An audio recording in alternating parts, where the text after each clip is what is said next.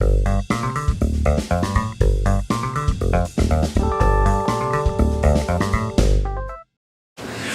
bem, companheiros, nós vamos dar início à segunda aula, primeira sessão dessa jornada, Fundamentos Ontológicos da Violência Estatal.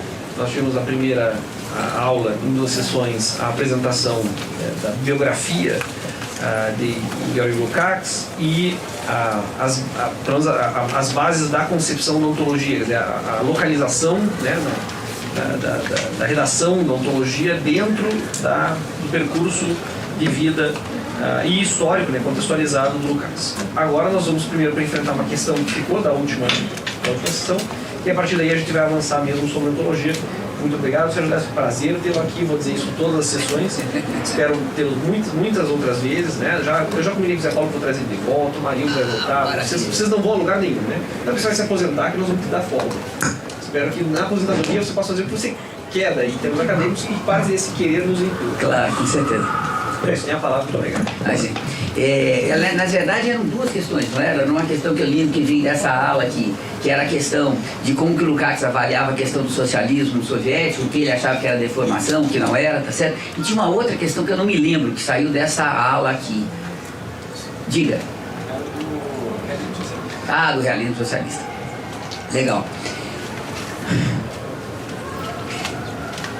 Veja, a gente não tem, pelo menos que eu conheça, tá certo? E esse que eu conheço, eu já vou dizer porque que é sério.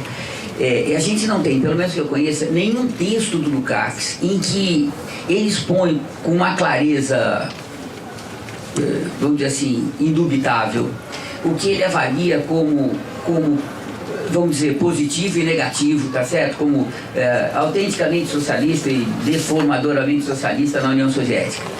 Eu estou dizendo tanto quanto eu conheço porque há uma série de materiais, tem umas 3 ou 4 mil páginas, talvez um pouco mais, de entrevistas, resenhas, debates, que o Lukács fez na década de 60, que é um material que eu coletei na Hungria, mas que eu nunca trabalhei, está lá em casa, tá certo? Se alguém quiser estudar isso, está lá à disposição. Mas é um material muito rico em que ele dá entrevistas, debate, etc., e que talvez a gente consiga coletar mais material a esse respeito, tá certo? O que eu posso adiantar para você é o seguinte: ele tem um texto que ele escreve, que foi publicado no Brasil, chamado Socialismo e Democratização, que foi publicado pelo Zé Paulo e o Carlos Nelson Coutinho, naquela coletânea que eles publicaram pelo FRJ uns anos atrás, né? São três coletâneas, 3 volumes, o argumento dele é fundamentalmente o seguinte, que do ponto de vista da estrutura econômica, do ponto de vista da base econômica da sociedade, a transição já estaria sendo feita. Então, seria socialismo a planificação centralizada, seria socialismo a forma de organização tipicamente fordista, tá certo?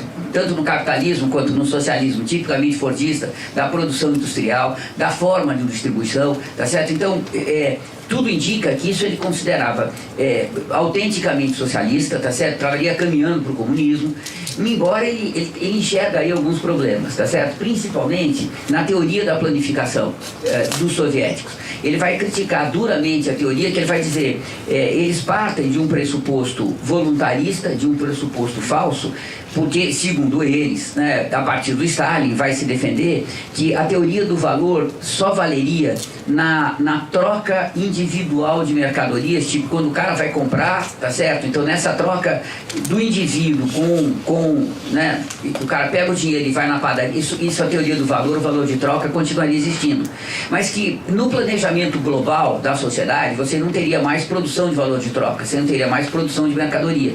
Essa é a tese oficial da União Soviética, que o valor de troca continua existindo nas trocas singulares, mas não na estrutura geral da sociedade, tá certo?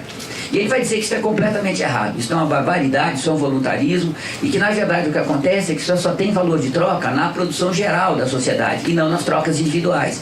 Então, percebe? Então ele faz uma crítica à teoria da planificação, etc., mas vocês percebem que os dois lados aceitam que o valor de troca continua existindo, portanto você tem produção de mercadorias, portanto você tem o valor do dinheiro, portanto você tem um trabalho abstrato, e isso continuaria valendo, tá certo? A crítica que ele faz não tem valor de troca na troca singular, você tem valor de troca na produção global, na organização, na planificação global. E aí você percebe que é uma discussão muito maluca, porque se você tem o valor de troca na troca singular, isso vem de onde? E se você tem o valor de troca na produção global, como é que desaparece na troca singular? Percebe? É uma coisa que não faz muito sentido, né? Mas, enfim, tá certo? E depois ele vai dizer que aonde de fato os problemas se localizam é na esfera política e ideológica. Ele vai dizer que a sociedade soviética, sob o stalinismo, regride do plano da ética para o plano da moral. Depois eu discuto melhor com vocês lá na exposição que eu vou fazer da ontologia. Ele vai dizer, sai da conexão com o gênero humano e volta para a conexão do individualismo burguês, para a particularidade do individualismo burguês. E ele vai dizer, isso é um problema seríssimo do ponto de vista ideológico, dos valores, etc. E na política e na ideologia, o problema decisivo é que você não tem nenhuma liberdade. Portanto, você tem que ter um processo de democratização que possibilite que, né, enfim, que os indivíduos tenham uma participação, que a coletividade, melhor dizendo, tenha uma participação mais ativa na organização da sociedade, etc, etc. Mas ele não coloca em nenhum momento nesse texto como problemática a existência do Estado, a existência do direito, tá certo? A existência do exército, não tem nenhuma discussão se isso deveria desaparecer ou não, quando ele está discutindo a questão da União Soviética. A coisa se torna mais complicada, porque quando ele está terminando a ontologia, embora isso, a gente tenha passagens antes, mas nas últimas 30, 40 páginas da ontologia, que são as últimas 30 ou 40 páginas do capítulo da alienação, ele vai defender a tese de que a configuração do capitalismo contemporâneo, tal como a configuração do socialismo soviético, essas duas configurações passaram por uma transformação extremamente importante pós-Segunda Guerra Mundial.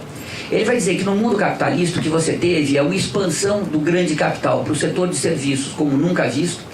Isso produz um mercado de consumo de massas, e para que esse mercado de consumo de massas possa existir, tem que se intensificar as técnicas e as instituições, enfim, os complexos que operam uma manipulação da consciência dos indivíduos para fazer os indivíduos comprarem a propaganda, barará, barará. E ele vai dizer, claro, que isso vai para a política, isso vai para a cultura, vai para a filosofia, vai para a ideologia, etc.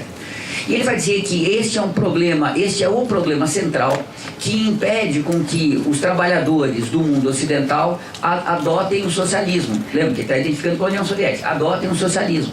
Porque o processo de manipulação faz com que os indivíduos se contentem com uma vida absolutamente pobre, mesquinha no sentido humano, tá certo? Pobre, mesquinha, que você não tem nenhum valor autenticamente humano, e o que as pessoas fazem com o tempo livre é desenvolver hobby, comprar ferramenta, tá certo? Fazer passeios que não tem nenhum outro sentido senão acumular o capital do setor do turismo, etc, etc. E ele vai dizer que o problema, portanto, decisivo da transição é o problema da manipulação.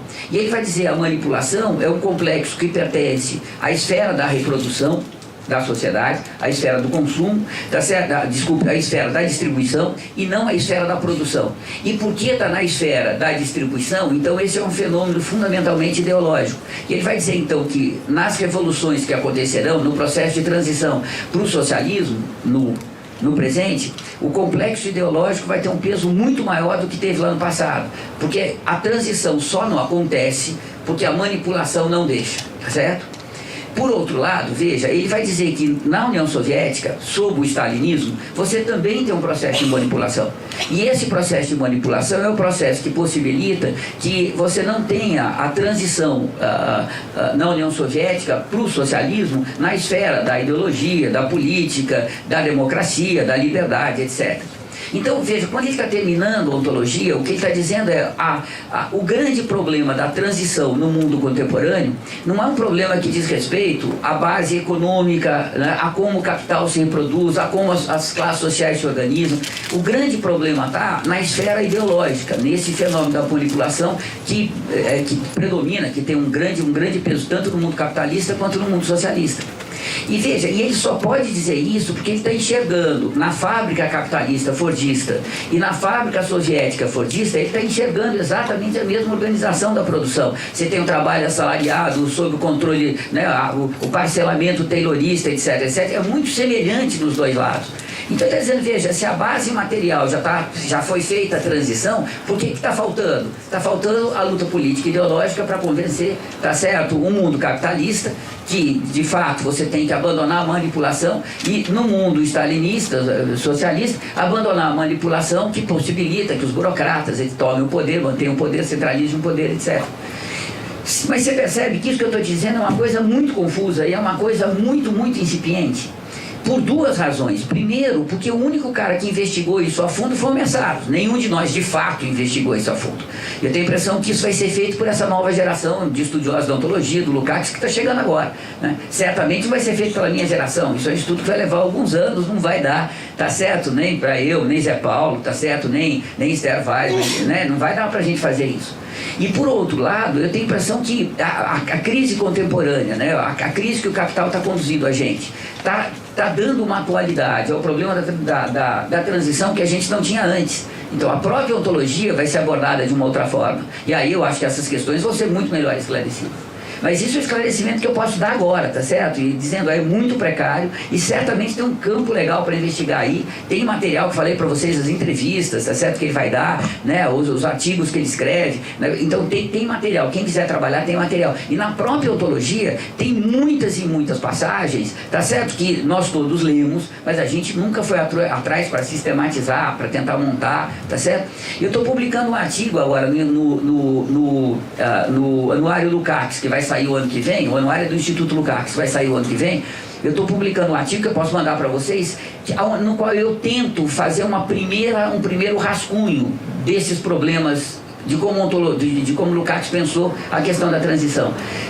São anotações, tá certo? Não é nada mais do que isso, mas foi o máximo que eu consegui pegar nesse trabalho de tradução. Eu fui juntando, anotando aqui, tentando montar um mosaico, tanto para estimular os estudos que vão vir, tá certo? E também para sistematizar na minha cabeça um pouco, né? E, enfim, mas quem quiser manda um e-mail para mim, tá certo? Eu mando para vocês o artigo, não tem nenhum problema. Mas então a resposta que eu posso dar, percebe que é muito complicada e é muito provisória, tá certo? Tem muita coisa para ser feita. E eu tenho a impressão que se a gente espremesse o Lukács para valer, a resposta também seria confusa, sabe? Eu acho que também na cabeça dele isso não era totalmente claro. Eu tenho a impressão que ela fala, mas veja, tem aquele caso em tal comuna que aconteceu assim, e aí em 1930 a gente vai ter não sei quem que fez isso, que fez aquilo. Eu tenho a impressão que a discussão ia sair por aí, sabe? E não ia ter uma resposta absolutamente cabal e fechada, né? Só para lembrar vocês que na década de 40, 50, também na década de 60, se desenvolveu na União Soviética, mas também na França, principalmente na França, a Inglaterra bem menos, mas principalmente na França, se desenvolveu uma teoria de que existiria um mercado capitalista e um mercado socialista. E a teoria passa a teorizar como o mercado na União Soviética é mercado, mas não é capitalista, portanto não é alienado, não é desumano, tá certo? E é uma discussão que hoje, obviamente, naquele momento já era deslocada, tá certo? Mas hoje é obviamente absurda, tá certo? É óbvio que o resultado da trajetória soviética é voltar para o mundo capitalista, se é que algum dia saiu da esfera do capital, tá certo? É uma baita discussão sobre isso, né? Mas naquele momento você tem muita produção nesse sentido. Eu tenho a impressão que o Lukács, que não era um economista, nem estava centralmente preocupado com isso, meio que bebe nessas fontes, nessas discussões que ele estava escutando, que ele estava vivendo. Ele tem ilusões acerca do estado de bem-estar social, que é uma loucura. Tem uma passagem lá, uma frase na ontologia que ele diz agora que a forma mais bárbara do trabalho já foi superado, sabe? É uma coisa assim que ele fala, pera, mas você está olhando para o mundo mesmo, é a propaganda do estado de bem-estar social, entendeu? Né? Vocês têm que lembrar que o estado de bem-estar social teve apoio dos partidos comunistas soviéticos, né, aliados aos soviéticos, durante muitos anos. Ele está confiando no que esses partidos estão dizendo, tá certo? Então tem, né? Essa parte é um mosaico muito difícil de fechar. Eu não consigo ainda ter muita clareza, sabe? Talvez uma investigação com mais cuidado dê para esclarecer com maior precisão. Realismo socialista. essa discussão é bonita para Dedéu e eu não entendo disso porque eu nunca estudei. Então eu vou te dizer, vocês levem em consideração que é mera opinião de um cara que não estudou, tá certo? Escutei de orelhada, li uma coisa ali, tá certo? Eu escutei algumas discussões muito interessantes, etc. Mas é uma coisa que eu de fato não estudei. Veja, o que o Lukács está dizendo é que que você tem na literatura, você tem duas formas básicas de representação da realidade. Você tem o realismo, que é quando a essência da realidade, sob a forma da obra de arte, comparece. Então, não é um tratado sociológico, nem é uma declaração de amor ao proletariado, tá certo? Não é isso, né? Mas que na obra de arte aparece a essência da realidade. E o exemplo que ele vai dar com muita frequência, na ontologia ele repete, na estética também, tá certo? Em outros lugares, que ele vai dar com muita frequência é Balzac, que era um monarquista e que na obra do Balzac aparece, né? Então vocês conhecem aquele romance que me escapa, minha memória está cada vez pior, mas que escapa o título dele, que o Balzac vai dizer para os nobres, né? O personagem vai dizer para os nobres, olha, esqueçam a questão da nobreza, agora é a questão do dinheiro. O dinheiro é que vai tornar vocês nobres. Se vocês não tiverem dinheiro, o título não vai valer absolutamente nada. E ele era um monarquista, e de fato era isso que estava acontecendo na França sob a Restauração, né? O governo pós-napoleônico, né? Do Congresso de Viena, etc. Então, ele vai dizer, veja, o realismo é quando a essência da humanidade, se quiser depois eu posso falar um pouco mais sobre isso, que é a obra de arte na ontologia e tal. Eu estou também terminando um artigo sobre isso, se vocês quiserem mandar um e-mail, eu mando para vocês, tá certo? Eu fico falando assim, parece que eu sou um baita, mas não sou, viu, pessoal? É que eu fiquei 4 anos traduzindo e quando eu não aguentava mais traduzir, fazia uma notinha aqui, uma notinha ali. Agora que teve uma tradução, dá um prazer de escrever, sabe? Tem coisa de pendurada. Mas não é porque eu sou tão produtivo assim, não é assim, né?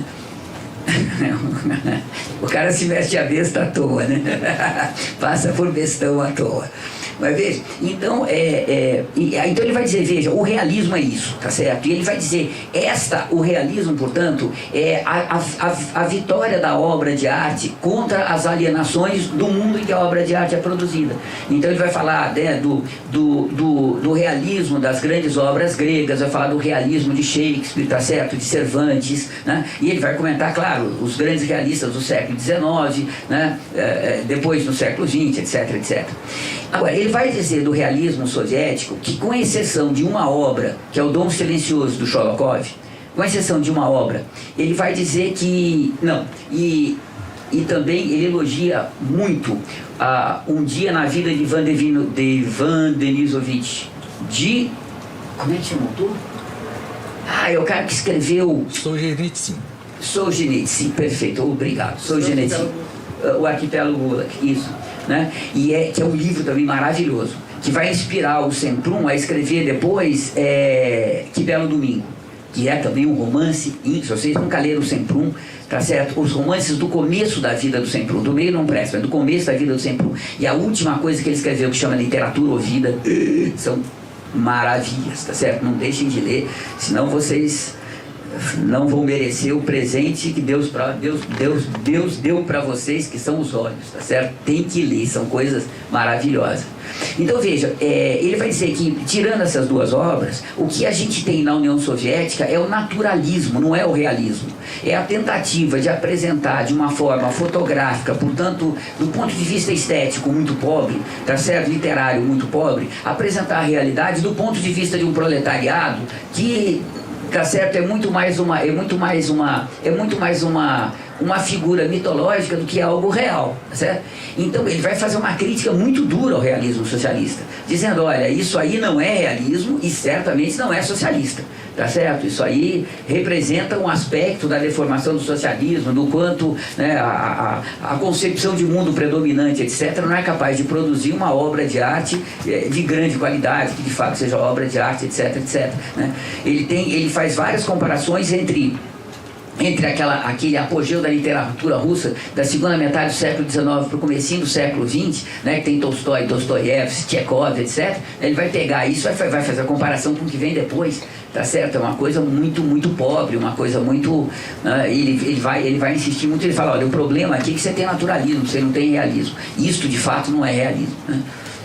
Mas eu não sou capaz de ir além disso, tá certo? Mas essa tanto quanto eu sei, é a posição. Mas se tivesse o Veda aqui, ele falaria 3 horas, dando exemplo, discutir, tá certo? Muito melhor do que eu. Mas alguma outra pergunta antes da gente entrar na rodada da noite? Diga lá. Professor, o senhor disse que são duas formas de representação da realidade na arte, o realismo e a outra. E o naturalismo, que é essa coisa peba, entendeu? Essa coisa, né? Mas, professor, Diga. eu li uma notícia, acho que um ano atrás, de que o novo governo da Hungria hoje tem uma perseguição política pesada contra a obra do Lukács, né? Estava fechando biblioteca. Fechou o arquivo Lukács, é verdade.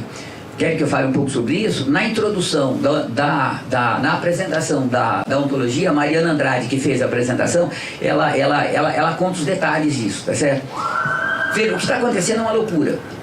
Então deixa eu contar a história inteira, porque é bonita. Quando o Lukács morreu, o Lukács tinha, não era dele, era do Estado, tá certo? Mas ele usava 2 apartamentos num prédio, num lugar lindo de Budapeste, não é um lugar mais chique, mas um lugar lindo de Budapeste, nas margens do Danúbio. Tinha um apartamento em que ele morava com a Gertrude, tá certo? Aonde o Istvan Messavics e a Donatella tiveram o primeiro filho. Foi no apartamento do Lukács, tá certo? Eles não tinham dinheiro, não tinham para onde morar, né? O Lukács deu o quarto de casal para o casal que estava tendo filho, e ele e a Gertrude foram dormir no escritório, no estúdio onde o Lukács estudava, que é tudo muito pequenininho. O apartamento deve ter uns 70, 80 metros quadrados, não é uma coisa grande, tá certo? Uma coisa bastante pequenininha. E tinha um segundo apartamento em que o Lukács guardava o grosso da biblioteca dele, que a essa altura já era uma biblioteca gigantesca, né?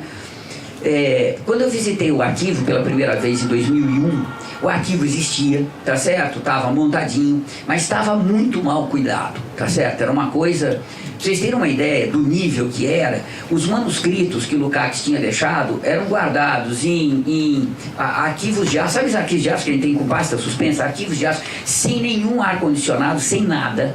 E em Budapeste você tem um inverno profundamente frio e seco e um verão muito quente e úmido. Então você pegava cartas do Lukács, ele não podia abrir porque trincava, tá certo? Tava desmilinguindo.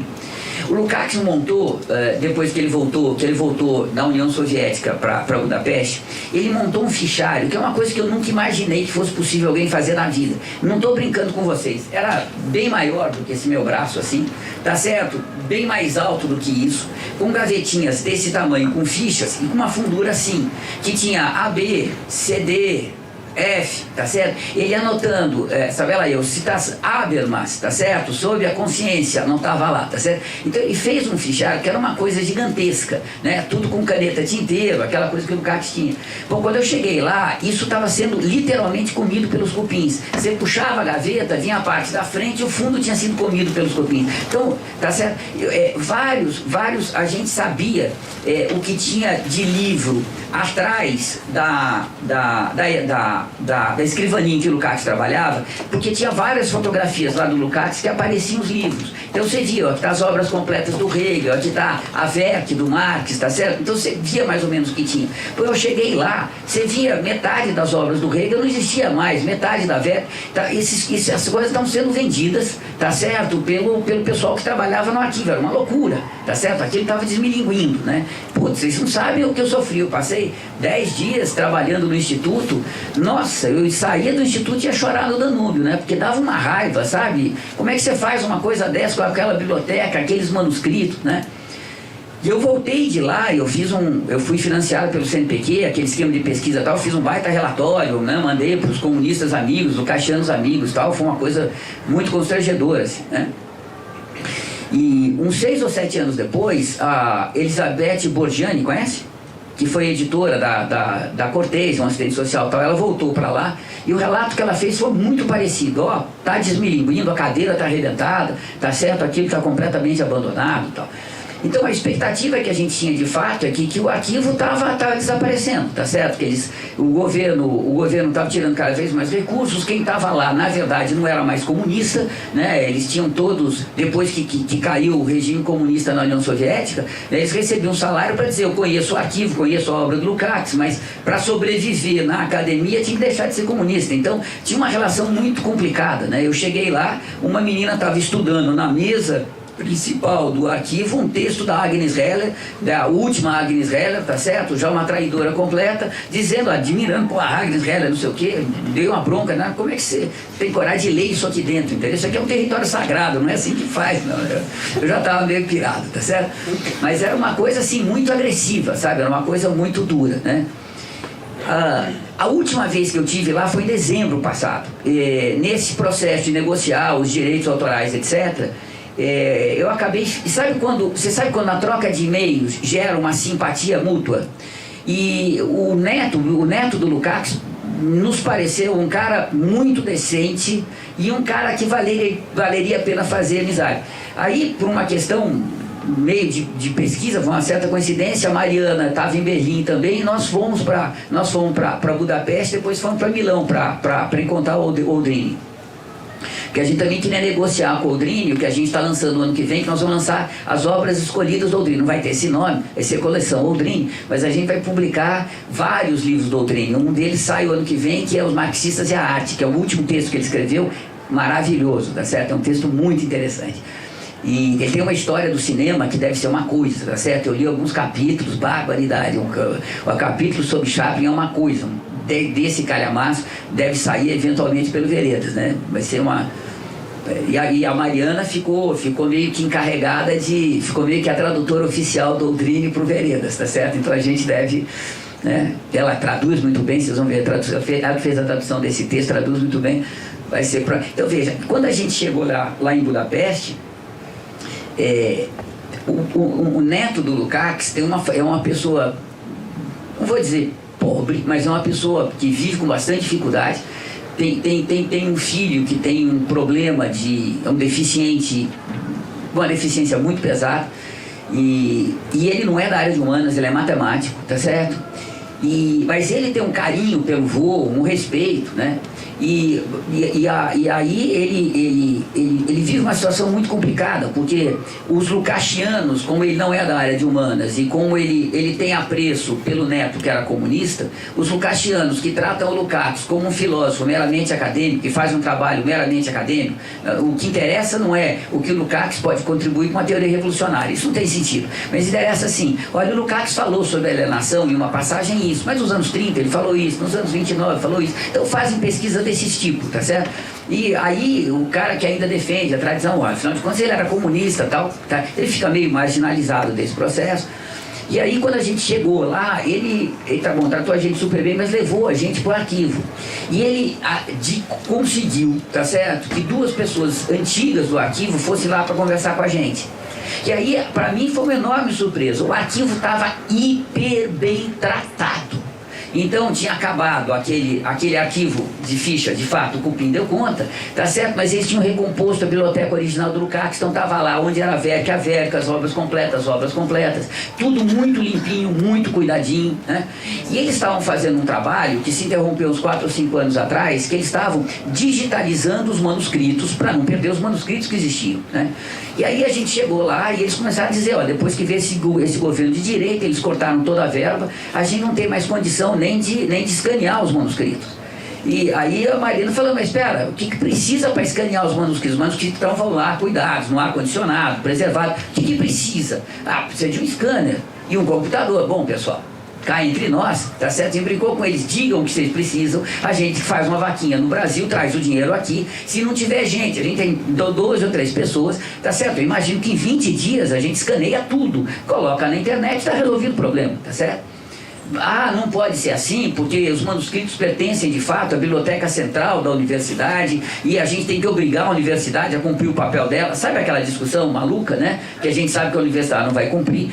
E o que eles tinham dito pra gente é que tinha sido feito um acordo que garantia a sobrevivência do arquivo por mais 4 anos e que o apartamento que a prefeitura queria que retornasse à prefeitura continuaria com o arquivo durante mais 4 anos. Mas que aquele arquivo onde está o restante da biblioteca, eles iam ter que abandonar e iam trazer o restante da biblioteca para o apartamento de baixo, tá certo? Onde o Lukács morava. Mas isso pareceu muito razoável, isso foi em dezembro. No dia 4 de janeiro eles foram lá e fecharam o arquivo tudo, tá certo? Tudo, não sobrou nada.